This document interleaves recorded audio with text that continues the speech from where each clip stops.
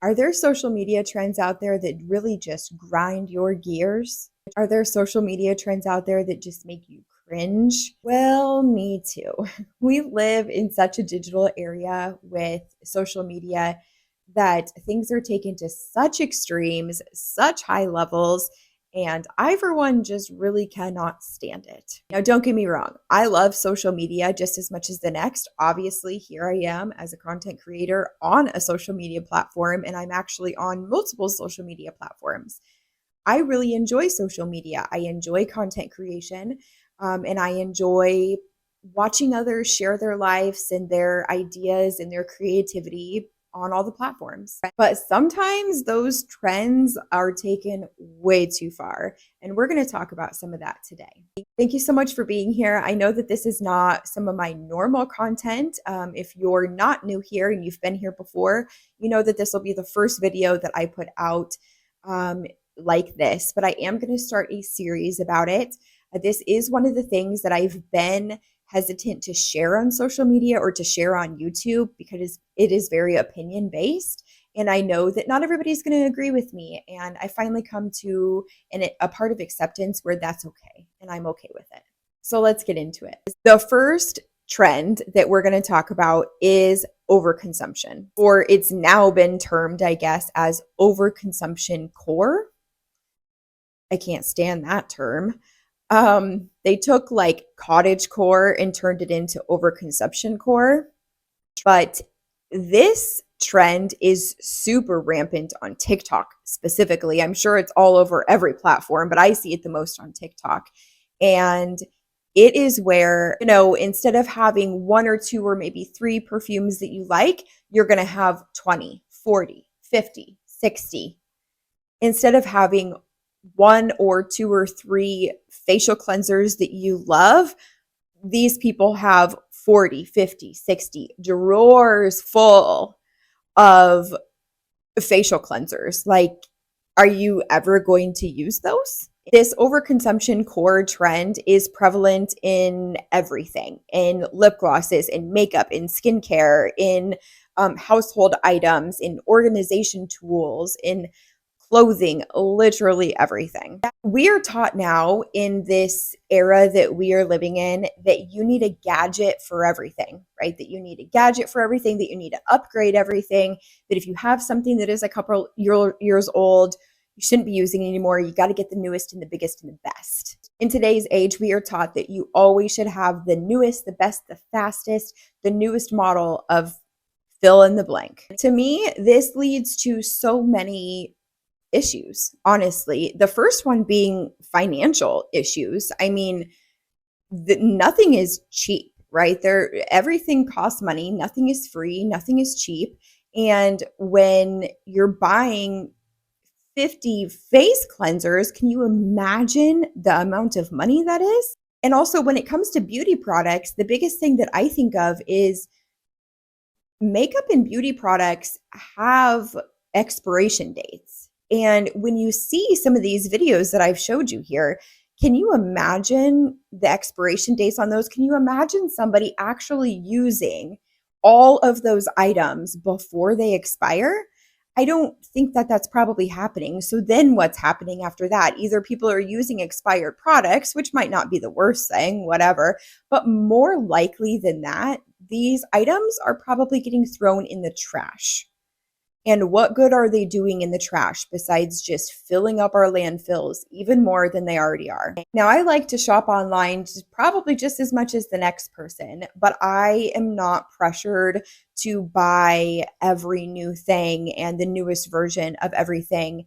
And even if I had the money to do so, I cannot imagine having that amount of stuff in my house. Like, my biggest motto in decluttering and organizing is realizing that every single thing that enters into your home is a piece of inventory that you have to manage, right? You have to clean it, you have to find a spot for it, you have to whatever. It is something that you have to take care of on a daily, weekly, monthly, yearly basis. I cannot imagine having that many of anything or multiple things floating around my house. My house would be so cluttered and it would just be a disaster, or I would be spending thousands of dollars on organization tools just to be able to hold all my crap. Which that leads me into the next social media trend that kind of coincides with this overconsumption culture, and that is this extreme organizing or this restocking trend that we see going on. Now, I'm going to preface this with saying when I'm scrolling TikTok and I see these videos of these restocking fridges or restocking drawers and cabinets, or restocking their car tote or their makeup bag or their purse or whatever it is, I they catch my eye. And that's why they do well on social media, is because they are catchy. There's constant movement. Okay. There's constantly a drawer being pushed in, or a new organizer being slid in, and all of these products being thrown into these restocking areas and organizational gadgets and everything.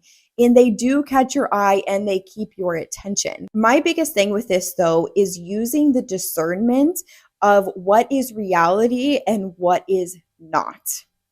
And more times than not, most of these people that are showing you these and creating these videos don't actually probably live like this. I'm sure there are some that actually truly do, but it's for content, right? It's for monetization. It's to get your attention. It's to get the views and the comments and all the things. And so if you're watching these videos and you enjoy these videos, that is totally fine. That is totally fine. But just make sure that you are discerning reality from this fantasy world of like, your drawers need to look like this too, and you need to have 5 blushes as well, and you need to have an area where you restock your purse every day, and things like that, because that's not realistic for most people, but it's sensationalized on social media. And so some people, especially the younger generation, it's really easy for them to think, oh my gosh, that's something that I want to aspire to as well. And in the meantime, they're going to lose thousands and thousands of dollars. And all of a sudden, I can only imagine they're going to be sitting in their house and they're going to be going, what did I do? I have bookshelves and bookshelves full of makeup and skincare and all of this stuff because that's what I thought. That's what I thought would make me happy. That's what I thought I wanted in my home, and now I don't. So basically, I think that it's really important to understand that those types of videos are made for entertainment purposes only, which is totally fine as long as we're able to discern. Okay, the next social media trend I want to talk about is not actually a trend necessarily, or at least I hope it doesn't turn into that, which is one of my concerns as to this being on social media in the first place.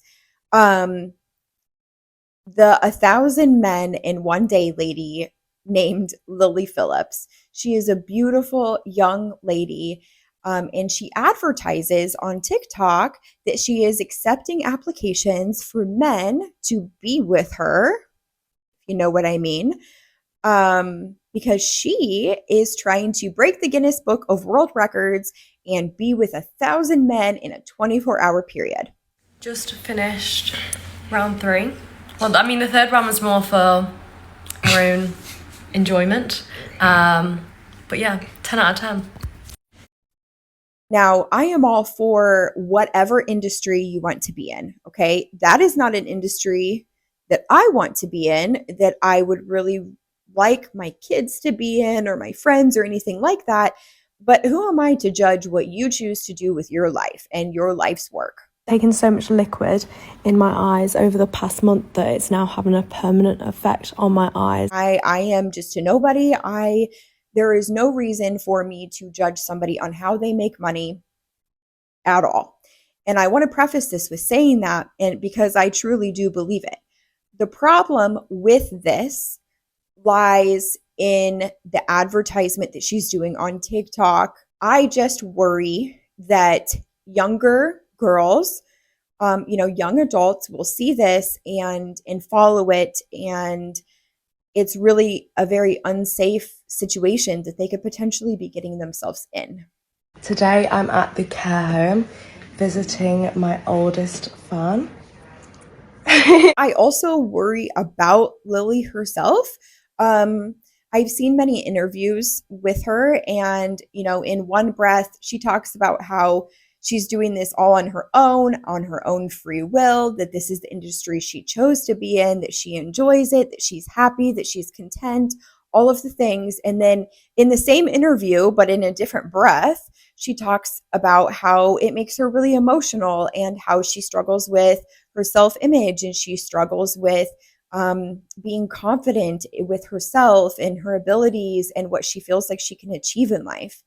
And so to me, those are two very contradictory things.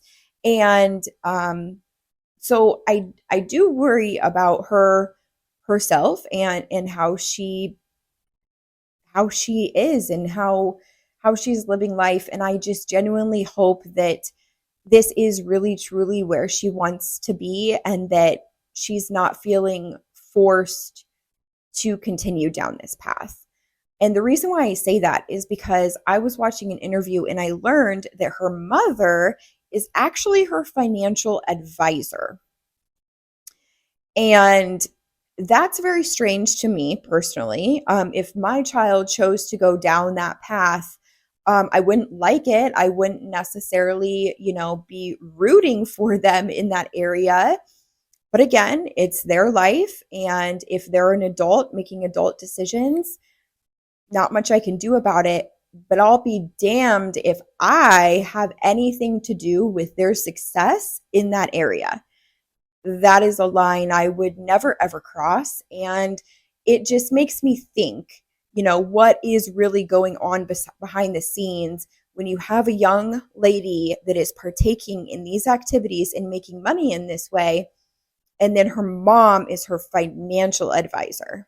Some of her videos, if you look at her TikTok, some of her videos are very interesting to me because personally, I feel like I can see right through, and I can feel the hurt and the shame and the guilt and the sadness through her eyes, even when she's smiling and talking about how much she loves this.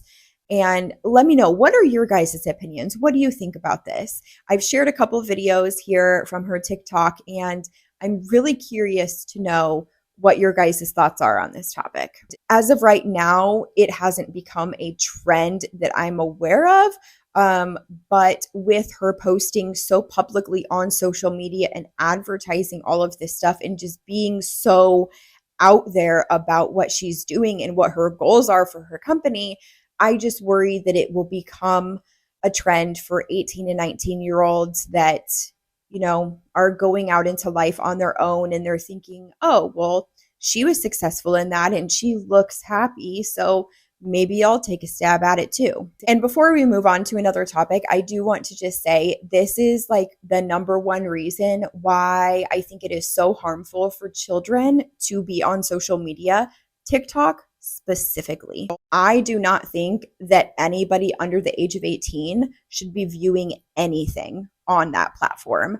Now, I love TikTok, okay? But I'm also a 32-year-old adult who can discern between what I want to watch and what I don't want to watch. In today's society, people just want to be accepted. They want to be part of a community. They want to be, the it girl, and they want followers, and they want fame and all of this stuff. And I just feel like this,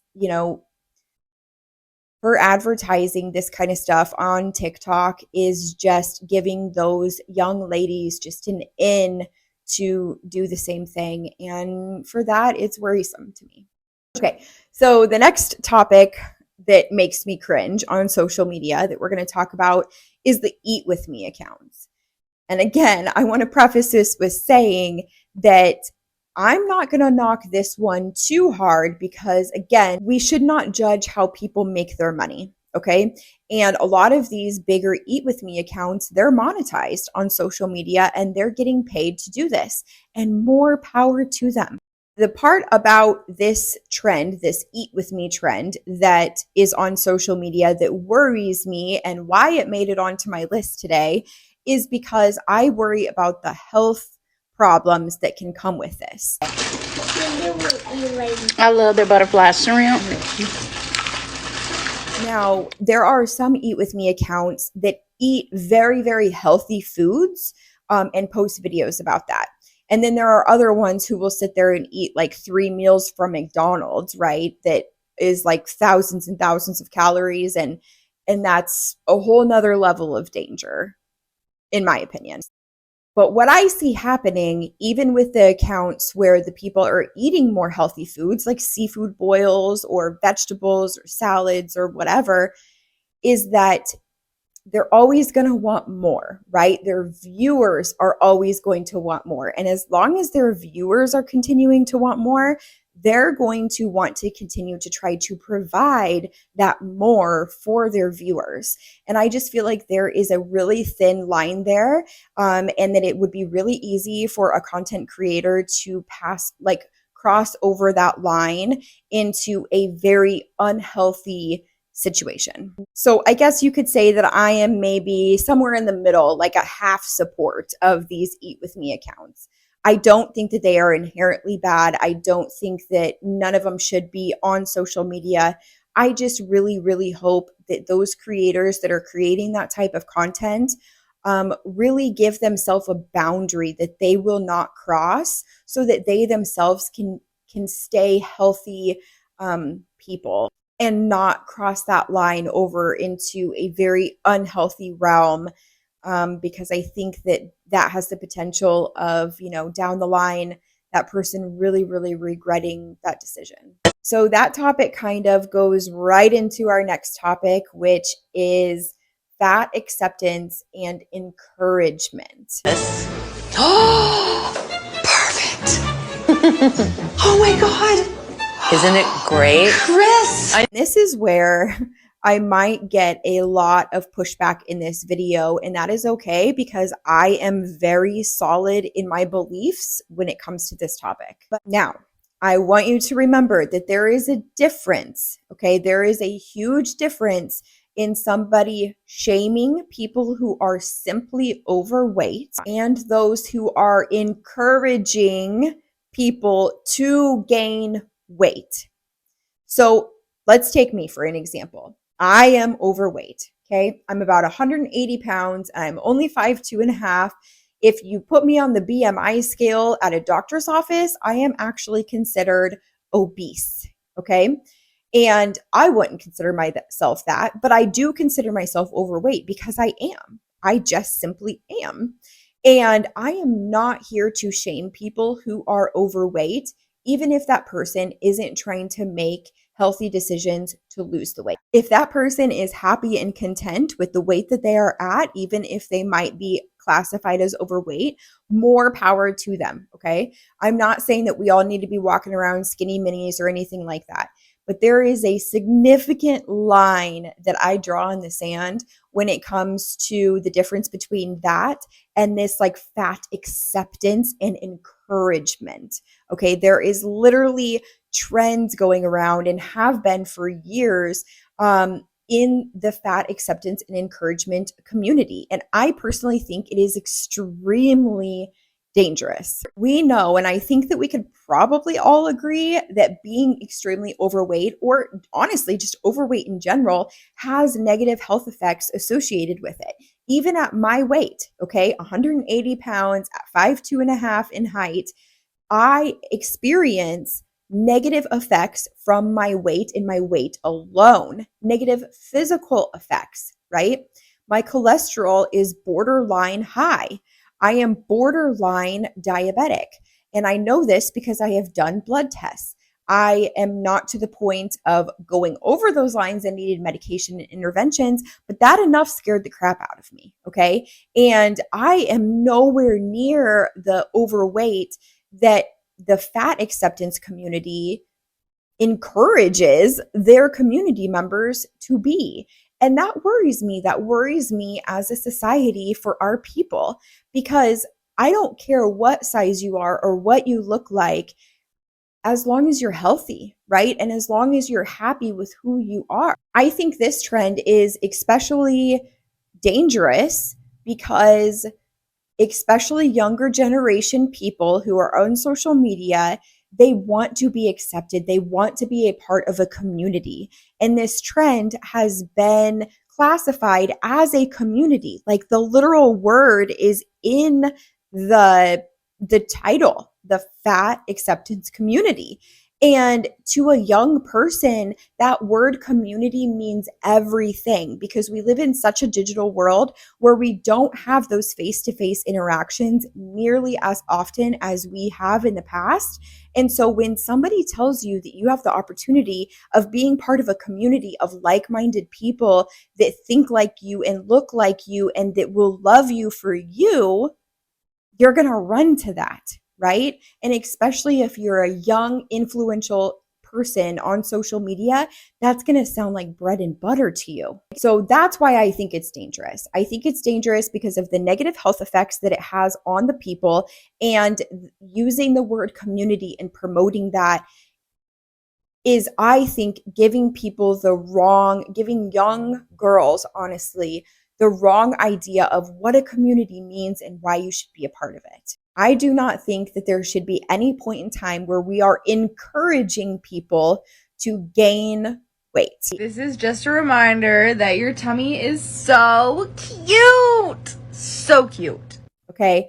I think that people should be loved at every shape and size that they are, wholeheartedly, 100%. But at the end of the day, everybody's goal should be to get as healthy as they possibly can. And gaining weight and encouraging people to gain weight to be accepted into this community is very, very, very dangerous. All right. I feel like I could go on and on and on about that topic and that trend, but I'm not going to in this video. We're going to go on to the next and the last topic, which I also am pretty passionate about, and that is the trend of bed rotting. Has anybody heard of this? Are you familiar with this? So if you're not, the trend is that it is totally normal and acceptable and okay to just rot away in your bed for days and days and days and days. And the way they explain this on social media, these people who are doing this and who are encouraging this trend, they explain it as mental health days. And I want to stop right there and say that there is absolutely nothing wrong with you taking a mental health day and literally laying or sitting in your bed all day and doing nothing but watching Netflix. Okay, I am all for that if that is what you need in that time, in that day. It becomes a problem when you're doing it for a long period of time. Okay, to me, that is a legitimate mental health concern that person really, really needs help for. They need support. They need help from a professional because that is not healthy. To be rotting away in your bed, not getting up, not cleaning yourself, not cleaning your environment around you, not socializing in person with people, not gaining relationships and friendships and things like that, not being an active member of society, not going to work, none of that stuff is healthy. And of course, social media has made this trend an extreme, which is one of my biggest headaches with social media in general, is that we can't ever seem to find a happy medium on everything. It has to go to an extreme. And so instead of just encouraging people to take the mental health days that they need, they're encouraging people to take like 10 in a row and to do it multiple times a month. And in my opinion, that is just dangerous because you first are ignoring a potential mental health crisis that needs actual help for. And also, I don't know about you, but I know from personal experience that laying in my bed day after day and not doing anything and not being productive is actually hurting my mental health more than anything. Now, like I said, there's a line there because if you just do it for one day and that's what you needed in that day, I think that's perfectly fine, normal, and healthy. But when you do it for subsequent days over and over and over again, and somebody is telling you that that's okay and that this is good, I personally feel like your mental health is actually going to take a decline instead of an incline. And the message that they're portraying here, I personally think is completely backwards. All right, you have made it to the end of the video. And if you are listening right now, please type in the comments, what is your most hated or cringiest trend on social media? It could be something I talked about today, or it could be something that I didn't include that really grinds your gears about social media. Put that in the comments below, please. Let's talk about it. And thank you so much for being here. I realized you could have watched any video, you could have clicked on anything, and instead you chose to spend space and time with me. And for that, I am super grateful. And until next time, I'll see you in the next one.